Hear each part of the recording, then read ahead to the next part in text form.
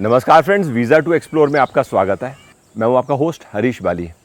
इस समय मैं मध्य प्रदेश में ट्रैवल कर रहा हूं। अभी मैं सांची से 10 किलोमीटर दूर उदयगिरी में ना जंगल रिजॉर्ट करके एमपी टूरिज़्म का प्रॉपर्टी है, यहाँ पे खड़ा हूं। आप पहले प्रॉपर्टी देख लीजिए कैसी है, फिर आपको बताता हूँ आज का हमारा प्लान क्या है। ये इन्होंने बड़ी प्यारी सी मचान बनाई हुई है कि आप यहाँ बैठोगे तो आपको थोड़ा सा अच्छा महसूस होगा। और ये जो जगह है ना, एक्चुअली जंगल के बीच में है। बहुत ज़्यादा बड़ा जंगल नहीं है, बट फिर भी 2-2.5 किलोमीटर का जंगल तो है ही है। यहाँ पर नाइट स्टे करने के लिए जो हमने अकोमोडेशन ली, इसका टैरिफ है 4050 on double occupancy. Madhya Pradesh का जो हम टूर कर रहे हैं एमपी टूरिज़्म के साथ कोलैबोरेशन में कर रहे हैं, तो हमारा यहाँ पे स्टे कॉम्प्लीमेंट्री था।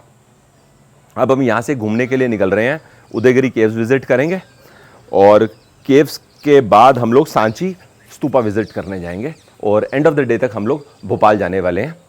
सराउंडिंग्स बहुत प्यारी हैं। इनफैक्ट मुझे लग रहा है कि अगर आपको शांत वातावरण पसंद है तो this is a nice place. Ranjit भाई गाइड है हमारे, जो हमें उदयगिरी केव्स विज़िट करने में गाइड करेंगे और उसके बाद फिर हम आगे का सफ़र इनके साथ करेंगे और सांची में हमें दूसरे गाइड मिलेंगे। चलो सामान रखवाएं और चले।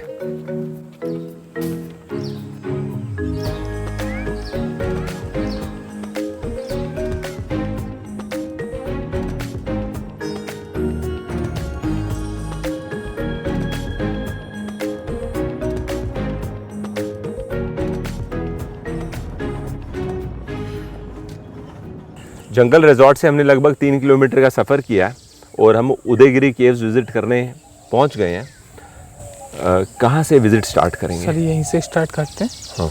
और फिर यहाँ से 200 मीटर आगे चलेंगे, वहाँ पे जो मेन पॉइंट है वहाँ से स्टार्ट करते हैं सर। आ जाओ।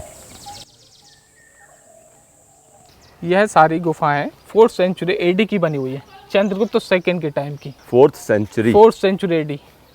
जो चंद्रगुप्त सेकंड थे उन्होंने 20 गुफाओं को बनाया गया था यहाँ पे। अच्छा जी। जी हाँ सर। 20 गुफाएं हैं, तो रॉक का टेम्पल्स कितने हैं यहाँ? सर यहाँ पे 18 टेम्पल्स हैं, उनमें से 2 जैन टेम्पल हैं और बाकी 18 हैं जो हिंदू टेम्पल हैं। हाँ, और इसमें से कुछ ब्लैंक हैं। इनको समय के हिसाब से ये सैंडस्टोन है तो एरोजन हो रहा है सर इनमें।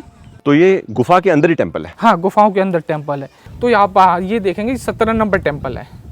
17 नंबर टेम्पल के पहले जो टेम्पल गुप्ता एम्पायर में बनाए जाते थे, उनके गेट के सामने गणेश जी और महिषासुरमर्दिनी को रखा जाता था। अच्छा, ये हाँ महिषासुरमर्दिनी है। आप देखेंगे नीचे जो महिषासुर को दुर्गा जी ने किलिंग करते दिखाया गया है। हाँ, क्या ना, दुर्गा जी है। और महिषासुर ही है सर, उसको फेस को दिखाया गया है और यहाँ पे उसकी लास्ट में टेल को दिखाया गया है, पूंछ को दिखाया गया है। और इस साइड गणेश जी है सर। दिखाओ। 7 नंबर टेम्पल, इसको तवा टेम्पल बोला जाता है। तवा टेम्पल? तवा टेम्पल। ऊपर जो स्टोन जो रखा हुआ है ना सर, ये पत्थर जो रखा हुआ है, इसको तवा का शेप दिया गया है सर। अच्छा। इसीलिए इसको तवा टेम्पल बोला गया। जब चंद्रगुप्त सेकंड ने जब यहाँ पे विजिट किया था, तो उनके द्वारा जो स्क्रिप्ट लिखा गया था, ब्राह्मी स्क्रिप्ट लिखा गया था। तो अंदर देखेंगे ब्राह्मी स्क्रिप्ट लिखा हुआ है सर। उसी के कुछ अक्षरों से अभी तक जो पढ़ा जा सकता है कि ये चंद्रगुप्त सेकंड के टाइम बना। उनके जो मिनिस्टर थे बीरसेन ने रह के यहाँ पे 20 टेम्पलों को बनाया सर। और ऊपर देखेंगे एक लोटस बना हुआ है सर, उल्टा लोटस। हाँ। तो यहाँ भी ये भी टेम्पल ही था सर। तो अभी थोड़ा अंधेरा है ना, तो अंदर हाँ दिखता नहीं है सर, क्लियर नहीं दिखता। आइडिया तो लग रहा है कुछ लिखा हुआ है। कुछ लिखा हुआ है सर।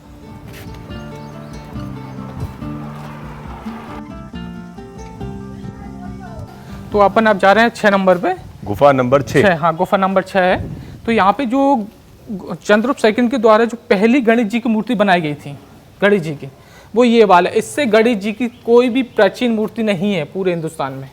ये सबसे प्राचीन मूर्ति है गणेश जी की। बाहर वाली मूर्ति की बात? हाँ सर, ये वाली गणेश जी की। तो आपका मतलब हमारे देश में गणेश भगवान का इससे पुरानी मूर्ति कोई भी पुरानी गणेश जी की मूर्ति कहीं नहीं है सर।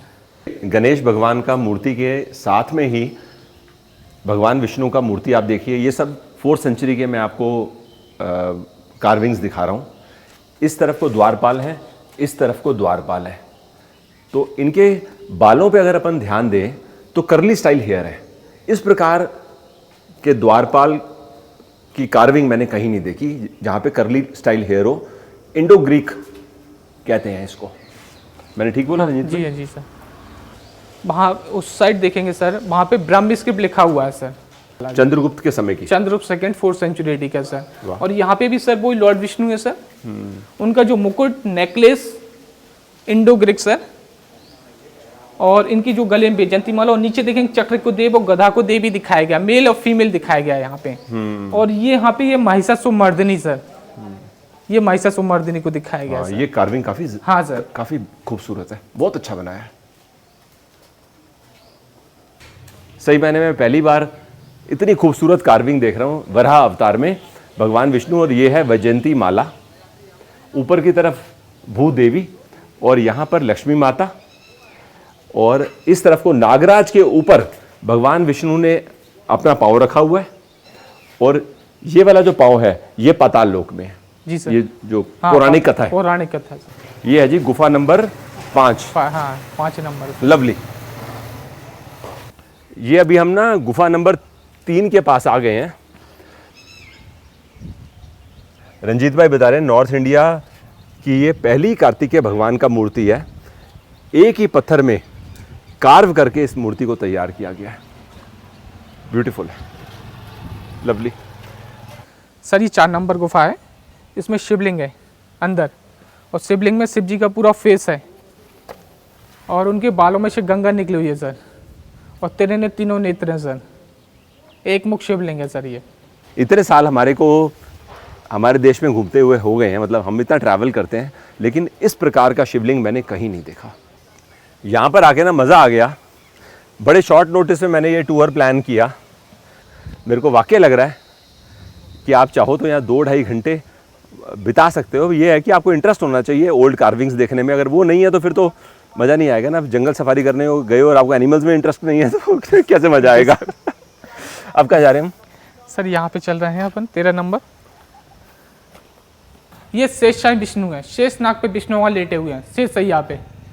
और इनके भी देखिए हेड को मिसिंग है सर, हेड मिसिंग है, और नागराज के फेस को भी डिस्ट्रॉय किया गया है सर। ये नीचे जो राउंड में है ये नागराज है। ऊपर इनके ऊपर देखेंगे लक्ष्मी जी लोटस लगाए हुए हैं। कहाँ पे? थोड़ा आप ग्लास को टच करके देखेंगे सर तो आपको लक्ष्मी जी दिखेंगे। इसके पास में ब्रह्मा जी का जन्म हुआ था। जो ब्रह्मा जी का जन्म हुआ था विष्णु भगवान की नाभि से हुआ था। तो 2nd नंबर में ब्रह्मा जी का जन्म होते दिखाया गया है सर। फिर इसके बाद विष्णु भगवान के जो वाहन है गरुण जी को दिखाया गया सर। फिर इनके जो 4 हाथों में 4 शस्त्र, गधा, चक्र, पद्म और शंख, चारों शस्त्रों को मनुष्य योनि में दिखाया गया है। और यहाँ पे ये चंद्रगुप्त सेकंड, पीछे उनके साथ जो मिनिस्टर है वीरसेन है sir. Chandragupta second Chandragupta second उनके मिनिस्टर वीरसेन। वीरसेन है सर। मंत्री जो वीरसेन रहे हैं वो है सर यहाँ पे। बहुत बढ़िया, ये अच्छी बात है। इन्होंने ग्लास से हाँ कवर कर दिया जिससे कि पूरी तरह से प्रोटेक्शन रहे। जी हाँ। ये 12 नंबर गुफा है सर। ये विष्णु भगवान का जो चौथा अवतार हुआ था नरसिंह अवतार, आधा नर आधा सिंह, ये नरसिंह अवतार को दिखाया गया सर। सिर है सर, लाइन का है सर शेर का, और पूरा नीचे मनुष्य बॉडी दिखाई गई है सर। गले में बेजंती माला पहने हुए हैं और नीचे उनके द्वारपाल दिखाए गए हैं सर। अति सुंदर, अति सुंदर। एक चीज़ और हमें ना इंटरेस्टिंग पता लगी है, उदयगिरी केव्स हम विजिट कर रहे हैं। इसका नाम कैसे पड़ा? इन्होंने बताया कि 1 नंबर गुफा जो यहाँ से 300 मीटर पे है, वहाँ पर पहले ना सूर्य भगवान का मंदिर हुआ करता था। जी सर। गुफा तो अभी भी है लेकिन वहाँ टेम्पल नहीं है। टेम्पल नहीं है सर। 21 जून को सूर्य की जो पहली किरण है वहाँ पर पड़ती है। इस कारण की वजह से इस जगह का नाम उदयगिरी पड़ा। और जाहिर है आज हम इन केव्स को उदयगिरी केव्स के नाम पे जानते जी हैं। हाँ सर। केव्स के नाम से जानते हैं सर। ब्यूटीफुल। तो मुझको आके ना यहाँ पर ऐसा लग रहा है, नंबर 1 आपको गाइडेड टूर करना चाहिए। गाइड्स यहाँ पर उस प्रकार से नहीं मिलते कि आप जाओ और केव के बाहर गाइड खड़े होंगे। आपको जहाँ भी रुक रहे हो होटल वाले से पहले बात करके गाइड प्री बुक करना पड़ेगा, भले आप 1 दिन पहले कर लो। इनसे हमारा संपर्क कल शाम के समय ही हुआ है। तो अब रंजीत भाई हम जा रहे हैं सांची स्तूपा विजिट करने। जी सर। ठीक है जी हाँ सर। तो वहाँ पर हमको राकेश जी मिलेंगे, राकेश हाँ जी। आगे की प्लानिंग करते हैं। जी जी। और फिर जैसे वहाँ से फ्री होंगे तो हम आपसे दोबारा कनेक्ट करेंगे। जी हाँ सर। ये ठीक रहेगा ना? जी सर। तो अभी फिर आप सांची जा रहे हैं? नहीं, मैं थोड़ा रुकूंगा यहीं कुछ पे। काम है आपको? हाँ जी। चलो, तो वहाँ से फ्री होके आपको कांटेक्ट दोबारा करते हैं। जी सर।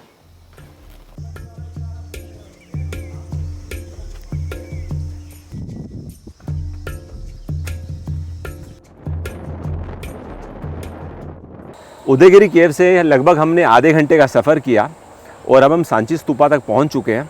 40 रुपीज़ पर पर्सन एंट्री टिकट भी निकाल ली है। मैं आपको राकेश जी के साथ इंट्रोड्यूस करवा रहा हूँ। आइए सर, नमस्कार सर। नमस्कार राकेश जी। जी सर। आप यहाँ के टूर गाइड हैं। हाँ जी सर। इस समय देखिए मौसम गर्म है, मई का महीना चल रहा है।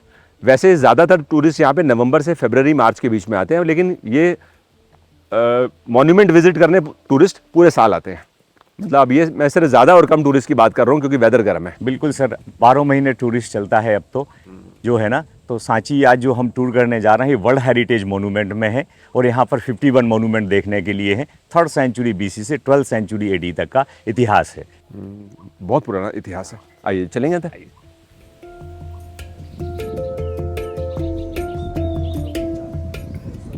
भारत के प्रमुख धर्मों में से, शिक्षाओं में से बुद्धिज़्म एक विशेष महत्व रखता है, और गौतम बुद्ध उनकी शिक्षाएं। बुद्ध का सांची से उनके जीवन में कोई संबंध नहीं है। लुम्बिनी, जहां गौतम बुद्ध का जन्म हुआ 563 बिफोर क्राइस्ट।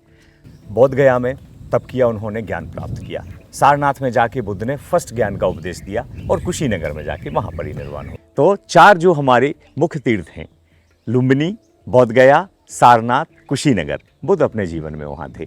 लेकिन बुद्धिज़्म को बढ़ाने वाले भारत के महान सम्राट अशोक, उन्होंने बौद्ध धर्म का प्रचार किया। पूरे भारतवर्ष के 16 महाजनपदों में 84,000 बुद्धिस्ट मोनूमेंट बनाए। सो मुख्य केंद्र सांची बनाया उन्होंने। तो आज जो हम बात कर रहे हैं कि बुद्धिज़्म का सबसे इम्पोर्टेंट पार्ट मोनूमेंट क्या है, वो है स्तूप, चैत्य विहार। तो सांची के महास्तूप में भगवान बुद्ध की पवित्र अस्थियों को रखा है, जो आपके सामने है, और उनके जीवन की हर एक घटना को सांची के 4 तोरण द्वारों में दिखाया गया है। तो स्तूप बनाया जाता है 3rd सेंचुरी BC में, फिर इसके बाद दोबारा 2nd डोम बनाया जाता है 2nd सेंचुरी BC में, और गेटवेज बनाए जाते हैं 100 BC में। और 100 BC में बुद्ध के जीवन की हर एक घटना और जातक कथाओं को 4 तोरण द्वार में दिखाया गया है, जो कि सातवाहन पीरियड के बने हुए हैं। तो सेकेंड डोम का क्या मतलब है? हाँ सर, ये जो है ना, आप देखेंगे डबल डोम आर्किटेक्चर, डोम के अंदर भी एक और डोम है। जो सम्राट ऊपर वाले की बात कर नहीं सर, ये जो 2nd सेंचुरी BC में स्टोन और लाइम मोटर में कवर किया गया है। ओरिजिनल स्तूप टेराकोटा ब्रिक से बना हुआ है, जो कि इसके अंदर है। जो अशोक थे, हाँ जी, वो भगवान बुद्ध की जो अस्थियां थी, हाँ जी सर, वो उनको कहाँ से मिली? हाँ, तो सर ये शुरुआत होती है कुशीनगर में। जब गौतम बुद्ध का महापरिनिर्वाण हो जाता है, तो वहाँ के जो क्षेत्रीय रीजनल रूलर्स होते थे, वो चाहते हैं कि बुद्ध मेरे हैं, मैं लेके जाना चाहता हूँ। शाक्य लोग कपिल वस्तु ले जाना चाहते हैं, अस्थियाँ ले जाना चाहते हैं, शरीर को ले जाना चाहते हैं तथागत के। बाद में भगवान बुद्ध के शरीर की अस्थियों का 8 भागों में बंटवारा किया गया, तब जाके स्तूपों का निर्माण हुआ। फिर भारत के महान सम्राट अशोक, जो इतिहास है हमारी देश संस्कृति का, कि भाई सम्राट अशोक ने कलिंग युद्ध के बाद बुद्धिज़्म फॉलो किया। उन्होंने कुशीनगर से बने हुए स्तूपों से, 7 स्तूपों से पवित्र अस्थियों को निकलवाया, और उस पर 84,000 स्तूपों का और विहारों का, मनुष्यों का निर्माण किया। उन्हीं अस्थियों को इस्तेमाल बिल्कुल सब जगह। तो सांची में भी पवित्र अस्थि रखी हुई है, और यहीं से महेंद्र और संघमित्रा, सम्राट अशोक के बेटा और बेटी, श्रीलंका गए धर्म प्रचार के लिए। तो यहाँ से धर्म का प्रचार हुआ है चारों दिशाओं में। हाँ सर जी, ये देखिए आप, कमल पुष्प, भगवान बुद्ध का प्रिय कमल। एक एक कमल को देखिए आप, इसके कार्विंग को देखिए आप सर। 100 BC मोनोलिथ, एक ही स्टोन से बना हुआ है। नोटिस करने वाली बात है कि सर, एक स्टोन के ऊपर कार्विंग है। ब्यूटीफुल जो है ना, और सैंडस्टोन, इसमें उदयगिरी से ही सैंडस्टोन का लेके आना, और विदिशा के लोगों ने कार्व किया है ये। हाँ। अभी हमने एक तोरण तो वहाँ देखी। हाँ जी, ये सेकंड तोरण है? जी हाँ सर। तो ऐसे टोटल कितनी है? 4 दिशाओं में 4 तोरण द्वार हैं सर, और चारों तोरण द्वार 1st सेंचुरी BC के बने हुए हैं। और इसमें अलग अलग गौतम बुद्ध को सिंबल के रूप में दिखाया है सर। यहाँ देख रहे हैं आप, आइए सर थोड़ा इसको जानेंगे हम।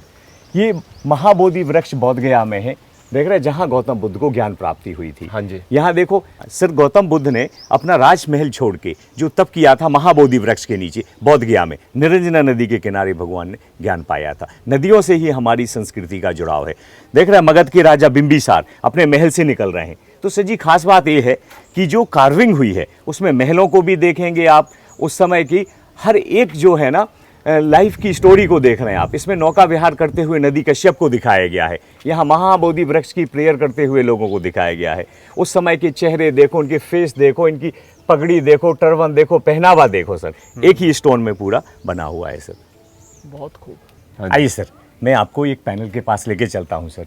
सर यहाँ देखो, इस महल में महामाया को सोते हुए दिखाया है, जो कि बुद्ध को जन्म देने के पहले जब माता सो रही थी तो उन्होंने स्वप्न में हाथी देखा था सर, और इस स्वप्न में जो एक वाइट एलिफेंट उनकी कोख में आया है, देख रहे हैं सर यहाँ पे। हाँ, इस विषय को लेके लोगों में कानाफूसी चल रही है कि महारानी ने तो स्वप्न में हाथी देखा है, कोई महान व्यक्ति जन्म लेने वाला है। अच्छा, कोई ये महान, हाँ, ये प्रेजेंट कर रहे हैं। ये लोग देख रहे हैं सर आप, और इत्तेफाक से अरे महारानी ने स्वप्न में हाथी देखा है, कोई महान बेटा जन्म लेने वाला है, ऐसी चर्चा है।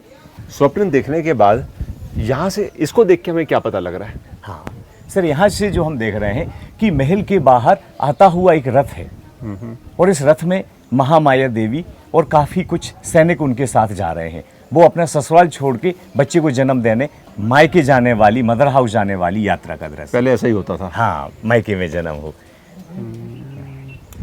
तो यानी भगवान बुद्ध का जो जन्म हुआ वो लुम्बिनी के जंगल में हुआ, लुम्बिनी के जंगल में हुआ। मदर हाउस जाते समय। फिर मदर 7 डेज बाद एक्सपायर हो गई, तो मासी माँ गौतमी ने उनको पाला था। फिर हाँ, लुम्बिनी, ये मैंने पढ़ा इसके हाँ, बारे में कि जन्म, हाँ, उनकी माता जी का डेथ बिल्कुल 7 दिन में हो गया, तो उनको पाला किन्होंने था? मासी माँ गौतमी ने, मौसी मौसी ने। हाँ, मौसी गौतमी से बड़े हुए, इसलिए उनका नाम गौतम हो गया।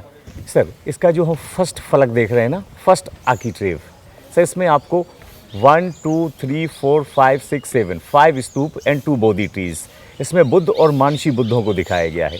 सर सेकंड वाला जो पैनल की हम बात कर रहे हैं, इसमें गिरफिन भी है, देख रहे हैं सर, ये ग्रीक मैथोलॉजी गिरफिन। इसके सामने सिद्धार्थ को गृह त्याग, जब वो महावीर निष्क्रमण अपना पैलेस छोड़ के बुद्ध बनने के लिए जाते हैं, तो उनके प्रिय घोड़े कंठक के साथ दिखाए गए हैं सर, और उनके प्रिय घोड़े पे छत्र है भगवान बुद्ध का सिंबल। और लास्ट में आप देख रहे हैं सर उनकी चरण वंदना करते हुए सारथी को। जब वो राजा थे तो उनके घोड़े पे अम्ब्रेला था, हॉर्स था, वो जंगल में निकल गए, चरण वंदना किया सारथी, और पाँव के नीचे से घोड़ा वापस आ गया, वो विदाउट अम्ब्रेला। तो ये उनके गृह त्याग की कहानी है, जब वो राजकुमार सिद्धार्थ से बुद्ध बनने के लिए गए थे।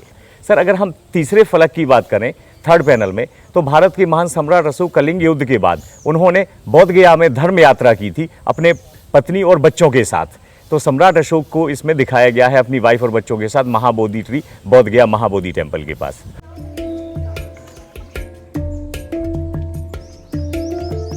सर सबसे एक में सुंदर महिला है सालभंजिका की मूर्ति, जो कि आप राइट साइड में देख रहे हैं, आम के वृक्ष में खड़ी हुई, द मास्टरपीस सालभंजिका। सर दोनों साइड थी, यहाँ की कितनी इंटैक्ट है, देख रहे हैं आप, त्रिभंग मुद्रा में खड़ी हुई है, देख रहे हैं सर। ये उस समय की यूथ एंड प्रॉस्पेरिटी का सिंबल है सर। तो सर जो सम्राट अशोक ने अशोक स्तंभों का निर्माण करवाया था, उनमें एक मुख्य स्तंभ सांची में था, जो कि 42 फीट हाइट का था, चुनार स्टोन से बना हुआ था। कहते हैं कि एक जमींदार जब जंगल में शिकार करने आता है और खड़े हुए पिलर को तोड़वा देता है शुगर कैन जूस मशीन बनाने के लिए। तो वो पिलर वो ये था सर, उसको इसका वैल्यू नहीं मालूम था। बिल्कुल सर, उसको अपनी जरूरत थी सर। पर बाकी का पोर्शन हाँ, बाकी ये रखा हुआ है। और ऊपर का शिखर चारों सिंह लायन कैपिटल नीचे म्यूजियम में है। ये म्यूजियम इसके बाहर ही है ना? बिल्कुल सर, सांची टाउन में है, नीचे औंधा भी पड़ता है हमें, टिकट विंडो के पीछे, यहाँ से आपने टिकट परचेज किया उसके पीछे म्यूजियम। तो सर भारत सरकार ने, RBI ने, जो हमारी करेंसी है 200 के नोट में, यहीं से सांची स्तूप का फोटो दिया है। तो सर हमें तो ऐसा मानते हैं कि 2000 साल का इतिहास 200 के नोट में, और 1000 साल का इतिहास रानी की बावड़ी 100 के नोट में, 500 साल का इतिहास दिल्ली का लाल किला 500 के नोट में, 14 का हम्पी 50 में, सारे वर्ल्ड हेरिटेज दे दिए सर। सर ये देखिए सबसे इम्पोर्टेंट पार्ट, जिसको कहते हैं हम सांची की मोनेस्ट्री, सांची का विहार। भारत के महान सम्राट अशोक जब स्तूप का निर्माण करवाते हैं, तो यहाँ पे स्तंभ का निर्माण होता है और यहाँ मोनेस्ट्री का निर्माण होता है टीचिंग के लिए स्टे करने के लिए। अशोक सम्राट अपनी वाइफ और बच्चों की शिक्षा यहाँ पूरी करवाए अपने गुरु मोगलीपुत्र तिस्सा के द्वारा। दोनों बच्चों ने शिक्षा यहाँ पूरी करके श्रीलंका विजिट किया सर। देख रहे हैं सर, ग्राउंड वाटर तो होता नहीं था, rain water harvesting, 7 water tank है सर यहाँ पर। और मेन तो इम्पोर्टेंट है बेतवा नदी, जो हमारी सांची हिल के दक्षिण से निकलती है और सीधे जाके विदिशा होके। तो उस समय विदिशा से भिक्षा प्राप्त होती थी, और भिक्षा कहाँ इकट्ठी होती थी सर? वो जो मोनेस्ट्री के पीछे भिक्षा पात्र रखा हुआ है, उसमें भिक्षा डोनेट करते थे और यहाँ भिक्षु रहते थे, पूरा लकड़ी से कवर्ड था। सबसे पहला मोनेस्ट्री यहाँ पे यही बना था स्तूप के साथ। Very good, excellent. इस जगह की खोज टेलर ने करी। हाँ, कनिंगम ने जो एक्सकवेशन करी, हाँ जी सर, उस पीरियड में मैंने कहीं पढ़ा है कि डोम को खोला गया था। तो क्या इसको भी खोला था? बिल्कुल सर। स्तूप नंबर 3, स्तूप नंबर 2 को पूरी तरह खोला गया। ये एक नंबर है, ये स्तूपा 1 है, भगवान बुद्ध का है। ये स्तूप भी अंदर से देखा गया, तो इस स्तूप के अंदर एक और स्तूप देखा गया, इसके बाद उन्होंने क्लोज कर दिया। नीचे तक पूरा नहीं खुला है, अच्छा, ये अंदर तक नहीं गया? अंदर तक नहीं गए। इसके अंदर वाला जो स्तूप है ब्रिक से बना हुआ वो नहीं खोला गया। तो 2 और 3 नंबर स्तूप को पूरी तरह से पूरी अंदर तरह से खोला था। सर जी, यहाँ पर हम जो देख रहे हैं 3rd सेंचुरी BC का मुख्य द्वार, दक्षिण गेट। महान अशोक ने पिलर यहाँ बनाया, गुप्त वंश ने मंदिर यहाँ बनाया और चैत्यालय प्रार्थना हॉल भी यहाँ बनाया। सर जी, आप इन कॉलम की हाइट देखिए सर आप, ये पूरा एक समय पूरा लकड़ी से ढका हुआ मंडप था, इसके बीच में एक स्तूप था, इसको हम कहते हैं चैत्य।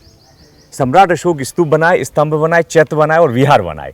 चैत्य में ग्रुप में प्रार्थना कर सकते हैं हम। तो सर ये चैत्य बना हुआ था और इसकी शैली सिमिलर ऐसी लगती है सर कि इंडिया में भी थोड़ा सा जैसे एक्रोपोलिस कोलोसियम की झलक दिखाई देती है सर। तो इसको हम कहते हैं थोड़ा इंडो ग्रीक आर्किटेक्चर से जो है ना। अच्छा, ब्यूटीफुल भी लग रहा है। बिल्कुल सर। और सबसे बड़ा कारण ये है सर कि विदिशा में Heliodorus pillar 2nd century BC का है। हेलियोडोरस एक ग्रीक राजदूत विदिशा आए थे, इसलिए ग्रीक लोगों का भी यहाँ काफ़ी कुछ दिखाई देता है सर, आर्किटेक्चर जो है ना। Lovely, lovely.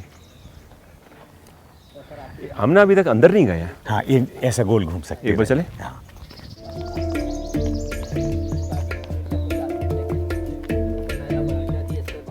कनिंगम ने जब डोम को कट किया ना तो इस जगह से किया और वापस बाद में स्टोन्स लगा दी। इस तरफ को प्लास्टर है, वो पोर्शन को टच नहीं किया। वो प्लास्टर सामने का जो है ना, ये 2nd सेंचुरी का है। अगर किसी को नहीं पता तो आदमी हैरान हो कि उस तरफ ही क्यों है प्लास्टर, यहाँ क्यों नहीं है? बिल्कुल सर, इसका 30% पार्ट जो है ना डोम का, ये हाँ वेस्टर्न और सदर्न साइड का यहाँ से ओपन किया था, क्योंकि उनको पता था मेन एंट्री यहाँ से थी, तो यही मिलना चाहिए कुछ। अब ना हम अंदर की तरफ आ गए हैं। हाँ जी सर। और इसको क्या बोलते हो? हाँ, ये भूवेदिका है सर और ये प्रदक्षिणा पथ है। हाँ, स्तूप के चारों दिशाओं से हम 4 तोरण द्वार से एंट्री करते हैं, फिर हम यहाँ पे परिक्रमा करते हैं। तो एक्चुअली जो सबसे पहले बना वो ये एंट्री रास्ता था। बिल्कुल बिल्कुल सर, ये जो है ना सीढ़ियाँ जाती हैं और ये पूरा का पूरा परिक्रमा करते हैं। तो हम ऊपर से परिक्रमा करते बिल्कुल हैं, क्लॉकवाइज ही करते हैं, फिर ऊपर चलते हैं। क्लॉकवाइज जो है ना। मथुरा स्कूल से बनी हुई मूर्ति ये 5th सेंचुरी AD की है सर, ये गुप्त काल में। और यहाँ बुद्ध को हम ध्यान मुद्रा में देख रहे हैं सर, पद्मासन मुद्रा में। तो 4 दिशाओं में 4 मूर्तियाँ स्थापित हुई। सांची स्तूपा का विजिट हमारा क्लोज हो चुका है। राकेश जी धन्यवाद जी, बहुत बहुत शुक्रिया सर। और यहाँ पर तो क्या है, वैसे पूरे साल टूरिस्ट आते हैं, लेकिन ज़्यादातर टूरिस्ट या तो बारिशों में आते हैं या विंटर्स में। और बारिशों में ना यहाँ की ब्यूटी बढ़ जाती है बहुत ज़्यादा। हर तरफ ऐसे होता है जहाँ जंगल होते हैं, हरियाली होती है, नेचर का एक बारिशों में अच्छा लगता है देखने को। चलो, थैंक्स वंस अगेन। ठीक है, थैंक्स। आप चलिए, क्योंकि आपका ग्रुप भी आने वाला है। Okay sir, thank you sir. Great.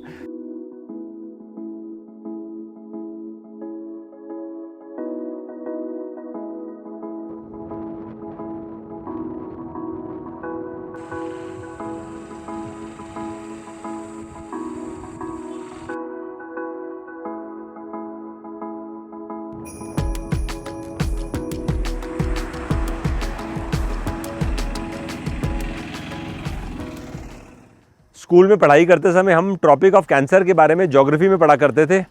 यहाँ पर आके हम कर्क रेखा के पास ही खड़े हुए हैं। लिखा है ना सामने ट्रॉपिक ऑफ कैंसर। तो इन्होंने हमारे जैसे टूरिस्ट को दिखाने के लिए कि रेखा कैसे जा रही है, आप ये देखो जी, ये सामने आपको रोड पार करती हुई लाइन को दिखा दिया है। 23.5 डिग्री नॉर्थ इक्वेटर से ट्रॉपिक ऑफ कैंसर, और साउथ इक्वेटर से 23.5 डिग्री पे चाहते हैं तो ट्रॉपिक ऑफ कैप्रिकॉर्न। कभी लाइफ में मौका लगेगा तो ट्रॉपिक ऑफ कैप्रिकॉर्न भी देखेंगे और इक्वेटर भी देखेंगे। कि हालांकि equator is a imaginary line, लेकिन फिर भी एक फील आती है ना कि आपने एक जगह खुद देखी। मेरे को याद है जब मैं मध्य प्रदेश में उज्जैन गया था, वहाँ पर भी मैंने कर्क रेखा देखी थी। तो आज 2nd टाइम है। हमारे देश में ना 8 स्टेट्स हैं जहाँ से ये कर्क रेखा पास होती है। गुजरात, राजस्थान, MP से होती हुई वेस्ट बंगाल और उसके बाद मिज़ोरम। तो ऐसे टोटल 8 स्टेट्स हैं और MP के अलग अलग डिस्ट्रिक्ट से निकलती है। अब उज्जैन के बारे में तो मेरे को मालूम है क्योंकि मैं होकर आया, और अभी हम लोग सांची से भोपाल के रास्ते पे ये चीज़ यहाँ पर देख रहे हैं। इंटरेस्टिंग है ना। वैसे हमने सांची से अभी 20 मिनट का सफ़र किया है और यहाँ पर आए हैं। चलिए जी, एक हेड्स अप, थोड़े मेरे कुछ बातें पता थी, कुछ मैंने पढ़ ली, ये मैंने आपको दिखा दिया और ख़ुद भी देख लिया है। इस समय सूरज हमारे सिर के ऊपर है, धूप तेज़ चल रही है और हम जा रहे हैं भोपाल। भोपाल पहुंचेंगे फिर आपको अब ज्वाइन करेंगे, क्योंकि अब हमें बीच में कहीं रुकना नहीं है, राइट। तो सी यू आफ्टर सम टाइम।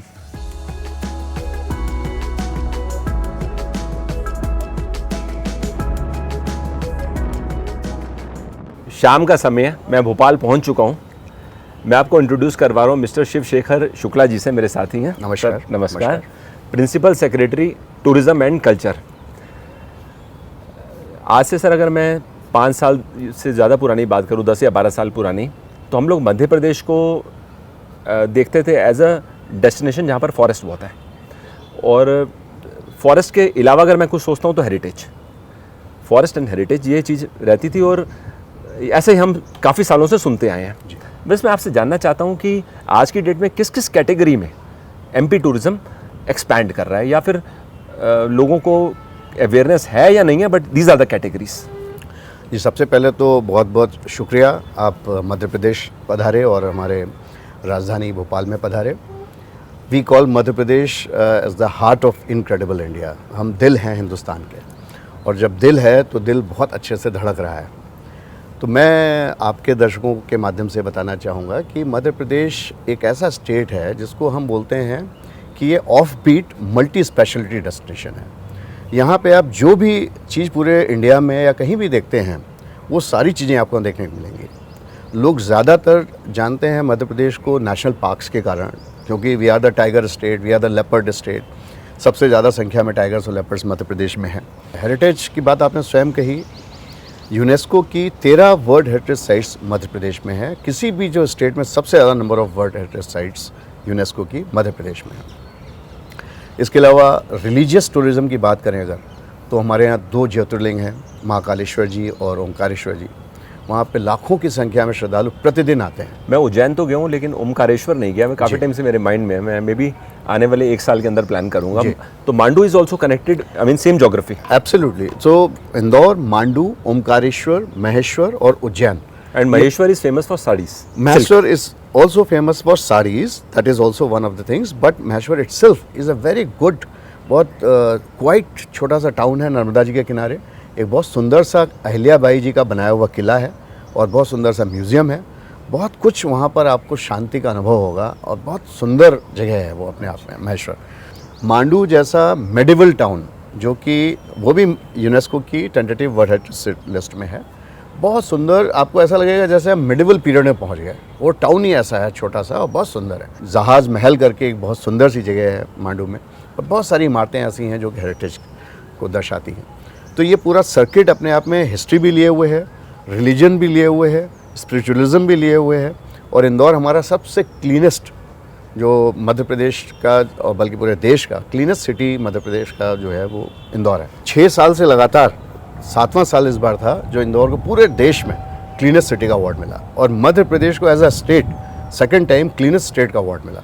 आप देखेंगे, अब भोपाल भी आए हैं तो आप नोटिस करेंगे इन जनरल यहाँ पे लेवल ऑफ क्लीनलीनेस और हाइजीन इतना अच्छा है। Law and order is so good. महिलाएं भी रात में 12 बजे भी अकेले निकल जाएं, there is no harm, there is no problem.